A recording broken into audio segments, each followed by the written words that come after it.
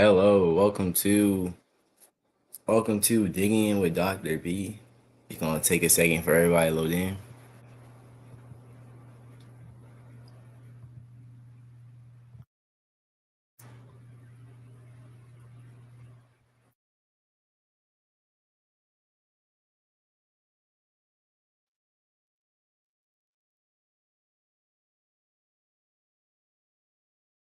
Hello, welcome to Digging In with Dr. P. I'm your host, Dr. Power, and today we got a lot of events. We're gonna be going from 6:30 to 7, and I'm ready. We're just gonna wait for a little bit more people to trickle in, make sure everything's ready. Um, we'll wait about another minute before I get into my first topic. I hope everybody's doing good tonight on this Wednesday afternoon. Unfortunately, my co-host couldn't join me, and let's get to it.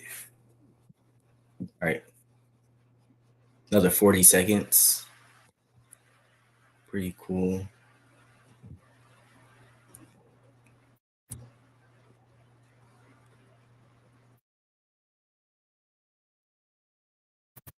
Okay, we're gonna wait another about 25, 20 seconds. Make sure everybody's in. Um, let me see.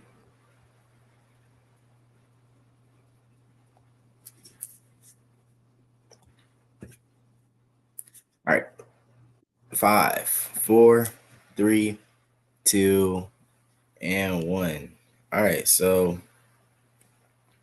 our first one would be, there's a lot of flooding going on, a lot of natural disasters. I don't know if you guys have been watching the news, but in California, has been getting hit really hard, especially in like low area places like San Diego, Merced. All those little like small coastal towns. There's a lot of flooding because, well, like a lot of rain and dams breaking. But yeah, it's just been pretty. The weather's been very erratic recently. A few days ago, the whole Northeast had a very cold. It wasn't a polar vortex, but it was very cold, very cool. Hello. Hi. Um. Anyways, we'll move on to my next topic. About the Virginia elementary teacher who was shot by a 6-year-old. So the teacher is still alive. She's in critical condition. This happened in Newport News, Virginia. And at first, everybody thought that this was like an active shooter situation, and everybody hid under their desks, looking for someone to looking for someone who had a firearm. But then eventually, they discovered that it was one of the kids who had the firearm. And so, fortunately, this teacher is still, like I said, she's in life threatening condition, but she's stable as of a few days ago. And she graduated from James Madison University. She's I want to say English teacher, I believe. So, I'm glad that she's alive. Only one round was fired, so it wasn't like he kept shooting. And I believe the mother of the 6-year-old purchased a firearm. So we could probably expect, some type of, child neglect or like, gun safety charges. Maybe this is also going to be like a call for like renewed gun legislation because, we don't want children, or there's a lot of people that seem that like they don't want children bringing firearms to school. There's also a firearms ban in like 1994 passed, but it was like struck down as unconstitutional. So maybe this will prompt, the Supreme Court or other things to take a look at that and maybe try to pass some type of laws to ensure ensure that this doesn't happen again. I got a question from the comments. What's your point of view of kids as young as 6-year-old getting guns? I don't think there's any sane person in this world that would advocate for a 6-year-old having a firearm. It's very, especially in school, that's very dangerous. You don't know what a 6-year-old can do. They haven't really learned how to like properly maintain or control a firearm, especially like shooting one. So yeah, I think that needs to happen. I believe the I don't know if this was an accident. I don't believe, but even the 6-year-old after shooting her teacher, I believe it's to her, but after shooting her teacher, she texted her mom for help. So even though you can tell that it's only a 6-year-old, she didn't know what she was doing or something. Um, had flashbacks. There's a lot of trauma associated with this, as well as school shootings leave a lot of children scarred. So we can only imagine how the other people in the classroom felt. And in 2022, there was over 60 shootings in American public schools. So that is quite a lot. That's an average of about 5 per month. So yeah, there's a lot of gun violence happening in schools right now. And if you like, you can leave any question, comments, or concerns in the comments. While I'll move on to my next subject, protesters across North America, they're rallying. So let's get some context. In 2018, or no, okay, so in 2020, a Kiev-bound plane, Kiev's in Ukraine. There's a Ukrainian Airlines plane that was shot down by the Iranian government. January 8th, 2020. So this was like during the height of, tensions between the US, the Iran and the West. So like, with the US drone strike in Baghdad and the New Year's Eve embassy attacks and by the like Iranian fund rebels in Baghdad. So this goes on with that.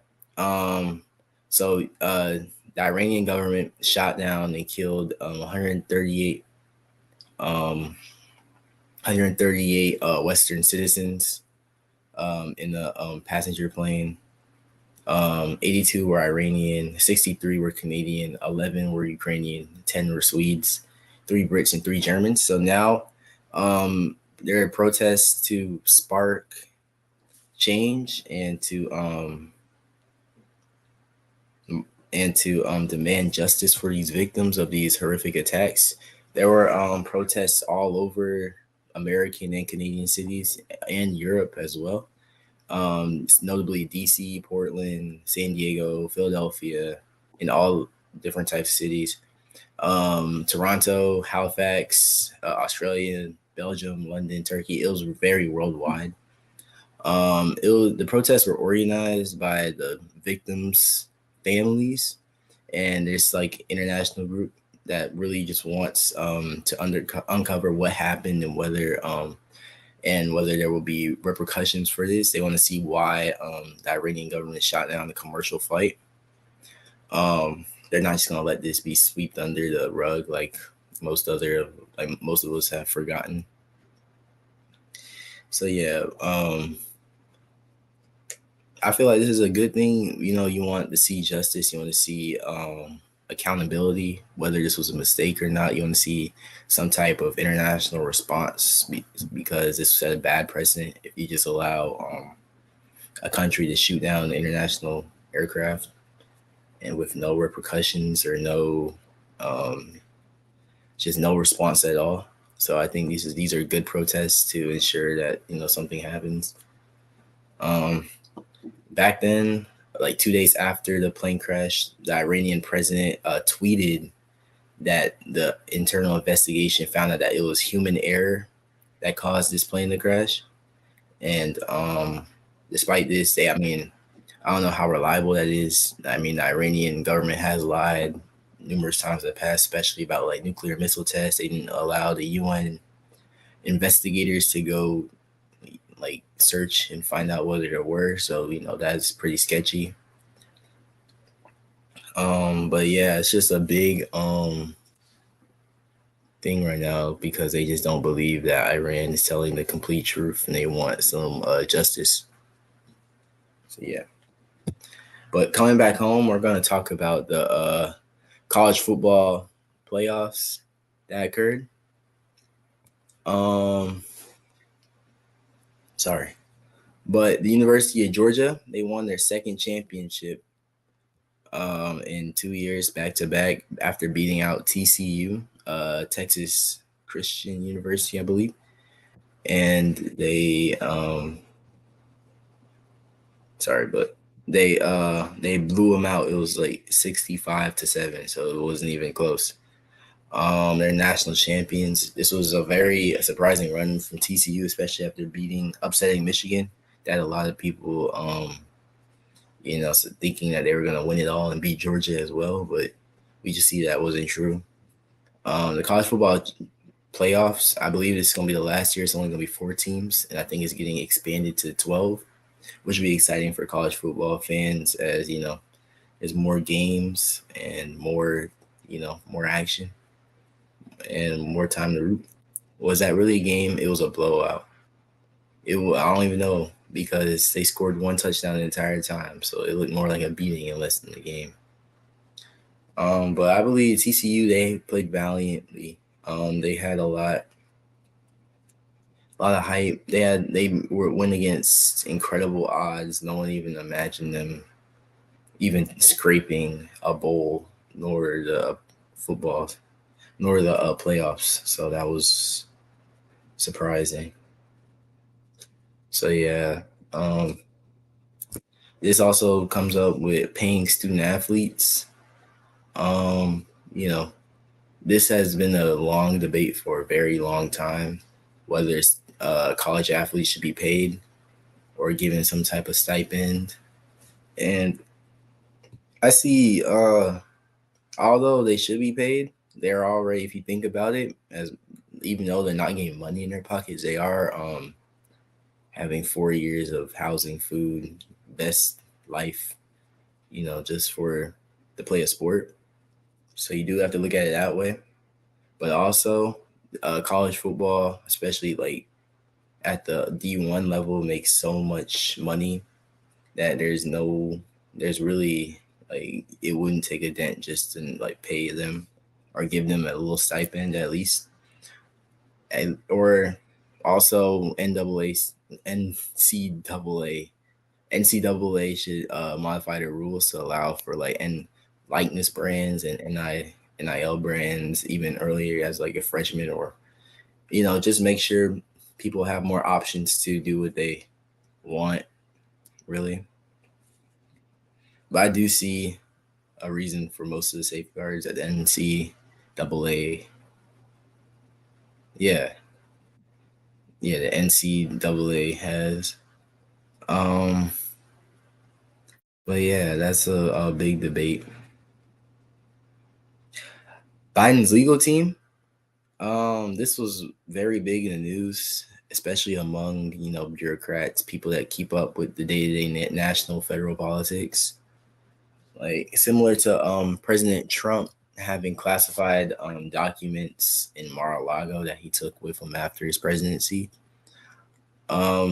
People found vital, classified, declassified, all sorts of just papers, all related to the U.S. intelligence community, related to Ukraine, Iran, and British intelligence like MI6 that were not kept in the right place. And with the changing of the Congress, the whole fiasco with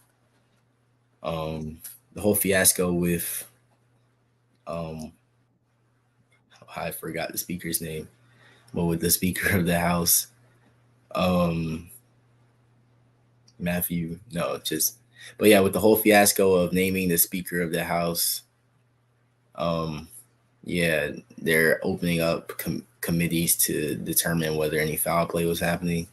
This is probably just another political move similar to like the Hunter Biden committee that they're supposedly opening up, or Benghazi that happened to President Obama in 2012. And so we'll see where it goes. But also touching up on the entire House choosing a speaker thing. I even want to pull up this website, which shows Kevin McCarthy. That's the name. Kevin McCarthy. What we saw with the House vote, it really is really normal in my opinion. It's the closest that the United States has been to a third party in a very, very long time. Because what happened was there was the Democrats, there was the Republicans, and there was another faction of the Republicans who were infighting. It was about 20 or so representatives. And they voted no. They voted for a third party candidate besides Kevin McCarthy. And even though they were splintered, it really showed that American politics wasn't just red or blue anymore. It was kind of red, or it was kind of blue, red, and a darker red. So there's an alt-right faction of the Republican Party, which has been happening for a very long time. Ever since Donald Trump lost re-election, the Republican Party has been splintering, and they've been at a crossroads of which way they should go. Because there are some Republicans, like the alt-right that we saw not vote for Kevin McCarthy at first, that want a Donald Trump type extremist type Republican Party. However, most Republicans, like Kevin McCarthy and the establishment, kind of want to moderate back to the middle and try to return to the more George Bush type politics that were before Donald Trump.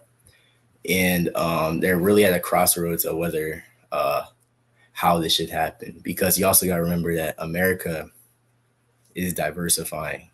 And so in order to stay relevant, the Republican Party has to appeal to more than just the typical white landowner. I don't want to say Southerner, or conservative white landowner, traditional American. They have to expand more, and they have to become more. They have to reform a lot of their policies, especially regarding like immigration or abortion, or just anything that's been like a third rail in American politics recently. So what we saw for the past week or two, I say it's just the Republican Party figuring out where they want to go. Kevin McCarthy, he did give up a lot of concessions, so I think this will be one of the less powerful speakers in American history, because they're probably gonna who knows what happened behind closed doors. They're closed for a reason, so we can only speculate. But yeah, we got a question. Do you really think this is close to what Donald Trump has done? Referring to the Biden legal team, I don't believe so, as he had to think the circumstances regarding Donald Trump taking home classified documents. One, he wasn't the president anymore. Two, they weren't even in the same state. They were in Florida. And three, he was already impeached for having dealings with Ukraine, the Ukrainian President Zelensky in 2019. So you just have to kind of take that into account. But we don't know what exactly these charges against Biden are. Do you think the timing of the upcoming presidential election may be a motive that this topic is in open source new media now? Yeah, I believe most things are strategically timed, especially in Washington. People aren't just throwing stuff out for no reason. Uh, they're probably, as more people are declaring, I believe Donald Trump already prepared or declared for president back in November. Other front runners is Ron DeSantis of the governor of Florida. So they're really just trying to make sure it's probably this. Well, I'm not gonna say probably. It definitely has some type of partisan correlation. So I believe that there is some type of political dealings occurring. I think it is the same. It is a witch hunt to get the news off of Trump. It could be. Oh, excuse me. You just have to. We don't really know all the facts yet. There's just allegations at this point, and I doubt this is enough for impeachment and removal. Definitely not removal, but it will lead into some questions which could bog down. Because you have to think about it. If this escalates, they'll have to appoint a special prosecutor and investigate the executive department. And while all that's just a waste of taxpayer monies, which could be used to fund, more important endeavors and projects. But yeah, I say we are the closest to a third party in American history than we ever have been in American history.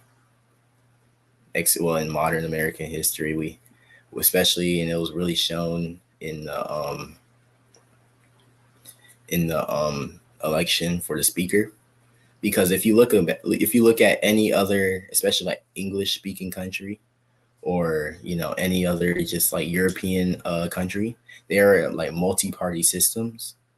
And these countries, they have more than like 20 parties. Sometimes they have the Greens, the Laborers, the Conservatives, the Nationalists, the Communists. That's like 5. And say you want to form a government, you have to get a majority. So you have to kind of work together. And this isn't really seen in the American politics because there's only 2, so you don't really have to work together to get a majority. But whenever these parties are fractured so much in small parts, they kind of have to work together. So say like the Communists and the Greens and the Laborers, they work together to form 51% majority so they can run the country. And that's kind of what happened. With the speaker election, because the mainstream Republicans, the 200 Republicans that voted for Kevin McCarthy, as well as the 20 Republicans who voted for some other third party candidate, they had to form a coalition to work together to get the 218 majority that's needed to elect the speaker. And that coalition, that could have been very catastrophic for the Republican Party. That probably wouldn't, if Hakeem Jeffries, the Democrat nominee for the speaker, was able to win the speakership with a Republican Congress, that probably would have been about the end of the Republican Party, because that would have really just showed that the Republican Party has fell off, honestly, because they aren't even able to control their ranks. So yeah, that's a lot of what's been happening in U.S. politics. It's been fracturing a lot. I won't say if this is a good or a bad thing. I believe it's good.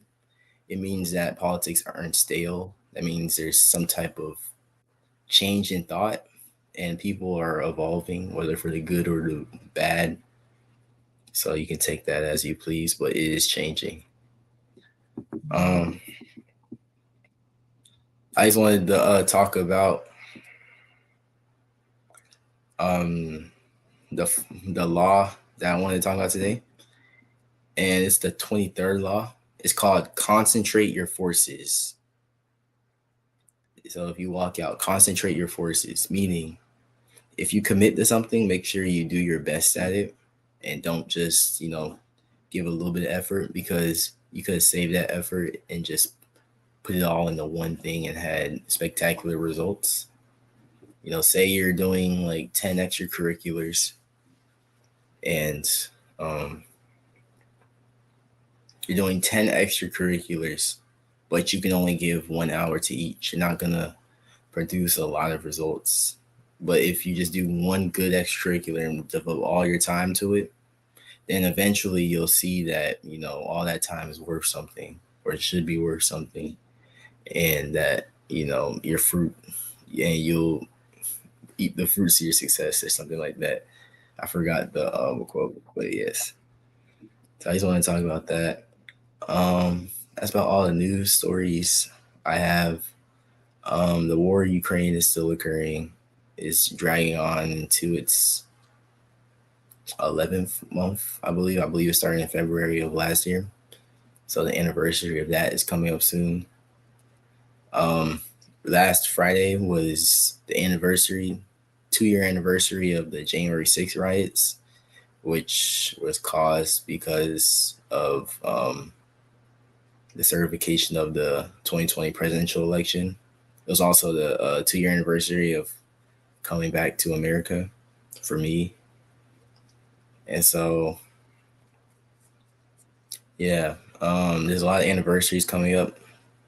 Some for good things, some for bad things, mostly bad things. So You think about it, January 6th, the shooting down the Iranian plane, um, the war in Ukraine's coming up. But we also do have Martin Luther King Day coming up next Monday. And that's a day to, remember how far African Americans in this country came, and, the Civil Rights Acts and all of the efforts that, past generations gave to attempt to achieve civil rights. Um, we have a question, or what they need to do as the young adults need to get more involved, to get them involved with government to move us forward. Yeah, that is true. But in the past midterms, in the 2022 midterms, we did see the youngest representative elected as well. There's a lot of younger people, so I believe that this will have effects in the next, 2, 3, 4, 5+ cycles. They happen every 2 years of the Congress.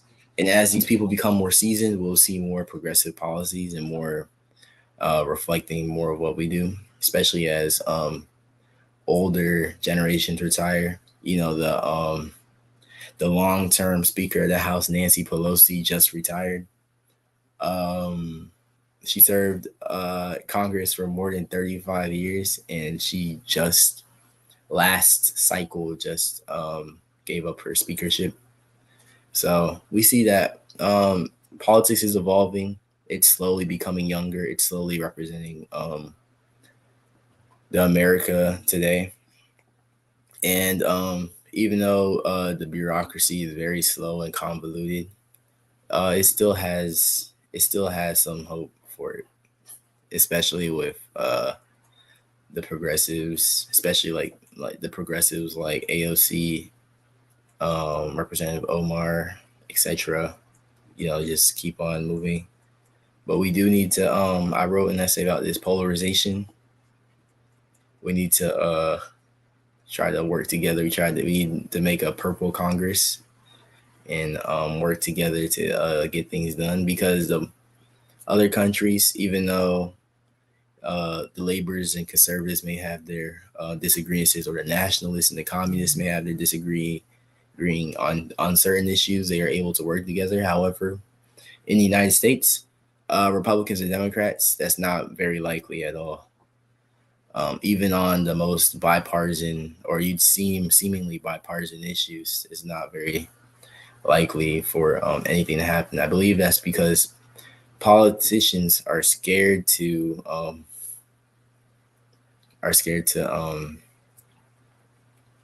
do what is right. What is a good solution to inspire younger people to educate themselves on these important topics? A good solution to what exactly? Oh, I see. Okay, I had to reread the question, but I believe for younger people to educate themselves on topics, you just need to read the news, or not even read the news, but just have a push notification on your phone. If you see something, just keep it in the back of your brain, apply it later. Be sure to get your information from a bunch of different news sources, not just one, not just Fox News, not just CNN, not just the AP, not just MSNBC, but try to get them from all of them if you could, or at least just different perspectives of bipartisan. Because you always want to see both sides of the coin. If you see Fox News, you always want to see CNN. If you see MSNBC, you always want to see CBS. So you don't just want to get all your news from one side, because who knows what they are feeding you and what they are telling you. That's how a lot of Americans are polarized, because they only leave their TV on Fox News and they're surprised, and all they see is anti-democratic propaganda. At this point, it is propaganda. And so, yeah, just be able always see the full both sides of the coin. Don't stay naive. Thank you for tuning in to Digging In with Dr. P. Unfortunately, my co-host couldn't be here. And follow Change for Hope on Facebook. Oh, we got one more question. If the school is not doing a good job for exposure, can we start a small group? What do you think? Um, if schools, I don't believe that the school really has, well, it does. The school should teach you civics, but I believe school should teach you how to think, not what to think. So, it should teach you how to find unbiased sources, how to find non-polarizing websites, and how to just be a critical thinker. Not it shouldn't tell you what to think or any like ideology. And can we start small group? Um, yeah, I believe that like adolescents, they already do this. You know, they talk with their friends, and yeah, there are lots of groups. So thank you. Hope you guys have a good night. Uh, follow Change of Hope on YouTube. Bye.